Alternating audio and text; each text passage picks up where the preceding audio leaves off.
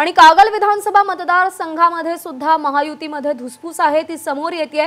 माजी खासदार संजय मंडलिक यांचे पुत्र वीरेंद्र मंडलिक कागलमधून विधानसभा निवडणूक लढवणार आहेत। मंडलिक गटाच्या कार्यकर्ता पदाधिकारी मेळाव्यामध्ये वीरेंद्र मंडलिक यांनी ही घोषणा केली आहे। कागलमधली नैसर्गिक जागा शिवसेनेची आहे, त्यामुळे महायुतीमध्ये जागा शिवसेनेलाच मिळावी यासाठी मुख्यमंत्र्यांकडे आग्रह करणार असल्याचं देखील ते म्हणाले।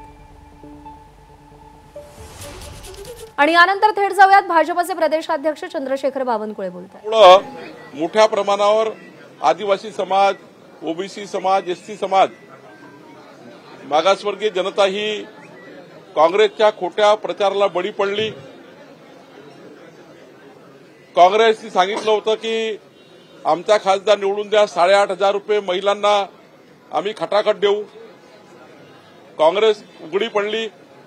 काँग्रेसचा खोटारडेपणा देशामध्ये उघड झाला आणि मोदींचा आत्मविश्वास, मोदींचं सरकार जे 2029 पर्यंत आहे, 2029 पर्यंत मोदींचं सरकार असल्यामुळं राज्याला सुद्धा डबल इंजिन सरकारची गरज आहे हे आता हरियाणाच्या जनतेला, जम्मू काश्मीरच्या जनतेला आणि देशातल्या सर्व जनतेला आता कळायला लागला आहे की मोदीजी 2029च्या जूनपर्यंत प्रधानमंत्री असले आहेत आणि त्यामुळं त्या राज्यांनी सुद्धा मोदींच्या पाठीशी राहून विकसित भारताच्या संकल्पना साथ दिली पाहिजे। आपलं राज्य सुद्धा विकसित केलं पाहिजे। प्रधानमंत्री मोदीजी सोबत आपण जर राहिलो तरच राज्य विकसित होऊ शकतं। म्हणून मला वाटतं हरियाणा आणि जम्मू काश्मीरमध्ये मोठा विजय झाला। शेवटी डबल इंजिन सरकारच महाराष्ट्राचा, देशाचा, महाराष्ट्राचा किंवा आमच्या जर राज्याचा विचार केला, राज्याचा, तर महाराष्ट्राचा जर विचार केला तर महाराष्ट्राच्या 14 कोटी जनतेचं सुद्धा विकासाचं, या महाराष्ट्राला क्रमांक 1 वर आणायचं असेल तर डबल इंजिन सरकारच त्या ठिकाणी महत्वाचं आहे। आणि म्हणून त्या राज्याच्या जनतेला आता असं वाटतं आपण मोदींच्या पाठीशी राहिलं पाहिजे। आणि ज्या पद्धतीने मोदीजींनी तिसऱ्यांदा शपथविधी झाल्यावर 100 दिवसाचा जे अजेंडा मोदीजींनी राबवला देशाच्या विकासाचा, राज्याच्या विकासाचा, म्हणून त्या ठिकाणी जनता ही आता मोदींच्या मागे उभी झाली आहे। आणि महाराष्ट्रात सुद्धा तुम्हाला हे चित्र दिसेल। महाराष्ट्रात आमची जी महायुती आहे या महायुतीला प्रचंड मतदान होईल, कारण डबल इंजिन सरकार महाराष्ट्रात गरज आहे। जसं हरियाणामध्ये डबल इंजिन सरकार लोकांनी निवडलं, जम्मू काश्मीरमध्ये आम्हाला मोठं यश मिळालं, महाराष्ट्रात सुद्धा पुढच्या काळामध्ये डबल इंजिन सरकार येईल।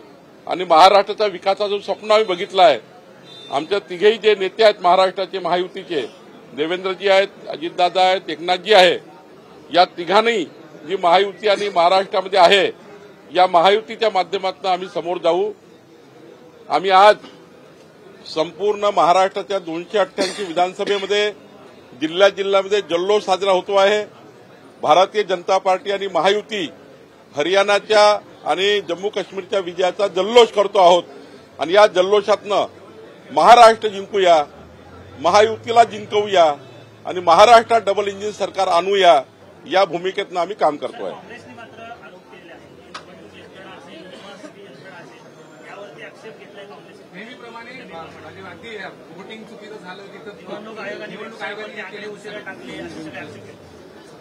खरं तर आत्मपरीक्षणाची वेळ आहे काँग्रेस पार्टीवर। आम्हाला त्या ठिकाणी विजयाचा माज नाही आहे। आम्ही विजयामध्ये आम्ही कुठलाही माज आणत नाही आणि पराजयामध्ये आम्ही काही खचत नाही।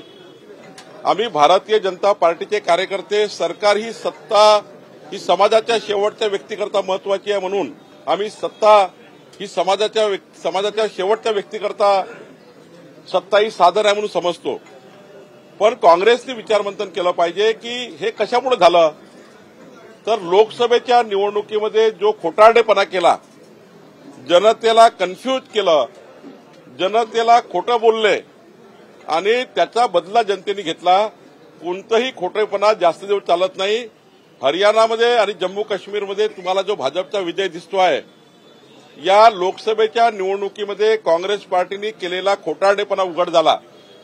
आणि सर्वात महत्वाचं,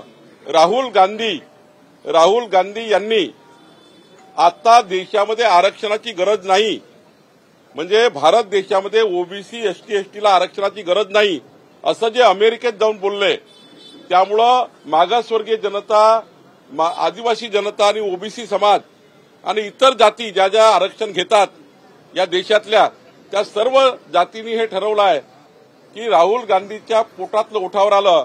राहुल गांधी आरक्षण विरोधी आहे. राहुल गांधींनी म्हटलं आहे की या देशामध्ये आरक्षणाची गरज नाही आणि म्हणून देशाची जनता ज्या ज्या निवडणुका पुढे होतील त्या निवडणुकीमध्ये राहुल गांधी यांचा आरक्षण विरोधी चेहरा हा त्या ठिकाणी बुरखा फाडल्याशिवाय राहणार नाही. आणि लोकसभेतला जो खोटारडेपणा तुम्ही केला काँग्रेस पार्टीने, तो आता जनता याचा बदला घेतल्याशिवाय राहणार नाही. काश्मीरमध्ये अपेक्षित रिझल्ट म्हणजे अपेक्षित यश आलं नाही. खरं तर आले चांगलं यश, पण जे तुम्हाला अपेक्षित होतं अगदी एक हाती पूर्ण ज्या पद्धतीने म्हणत होतात त्या मला कळतच नाही मीडियाला काय झालं. मला वाटतं तसं सांगताय. आम्हाला जे यश प्राप्त झालं होतं यापेक्षा सर्वात मोठं यश आता आहे.